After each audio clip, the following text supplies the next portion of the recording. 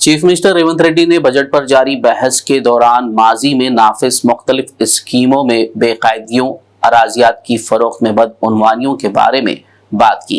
CM Revanth Reddy ने इल्जाम लगाया कि बीआरएस के दौरे हुकूमत में भेड़ों की तकसीम स्कीम में 700 करोड़ रुपए की रिश्वतखोरी की गई।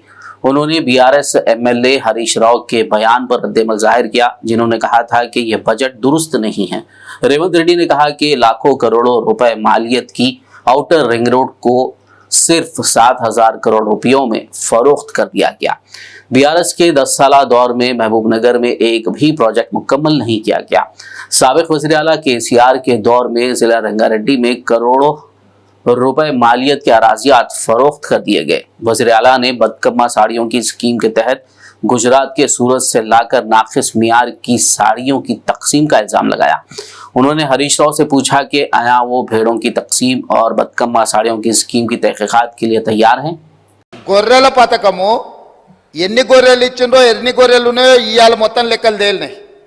గొర్రెల మీద ఏసీ బోళ్ళు ఊరికి అట్లా మీద ఇట్లా తడిమి చూస్తే ఆల్రెడీ 700 కోట్లు గొర్రెల పేరు మీద దిగమింగినరు అని చెప్పి ఈరోజు రిపోర్ట్స్ వచ్చినాయి. కేసీఆర్ కిట్టులో ఏం అవినీతి జరిగిందో వారు కోరుకుంటే విచారణకి ఇద్దాం, దాని మీద కూడా పోదాం.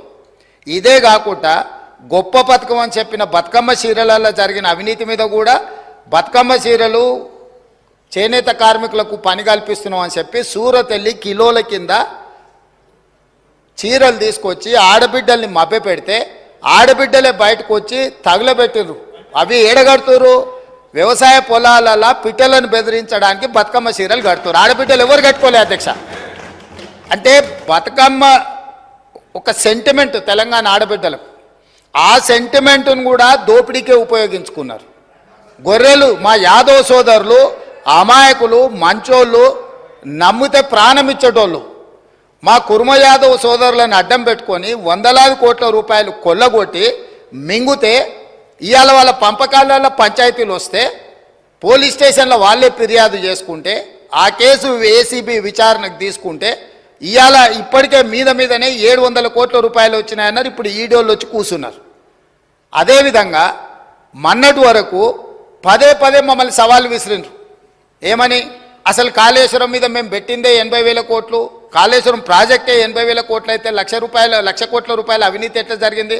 రాహుల్ గాంధీ గారు లీడర్ కాదు రీడరు అని ఇట్లాంటి మాటలు వీళ్ళే మాట్లాడారు.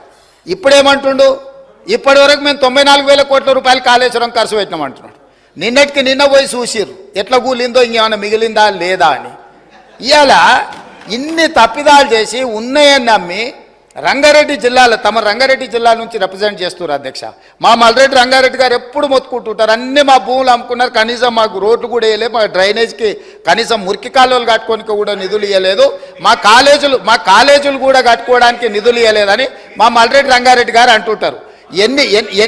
ఎన్ని వేల కోట్ల రూపాయల భూములు అమ్మినరో ఇవాళ లెక్క తీద్దాం అధ్యక్ష.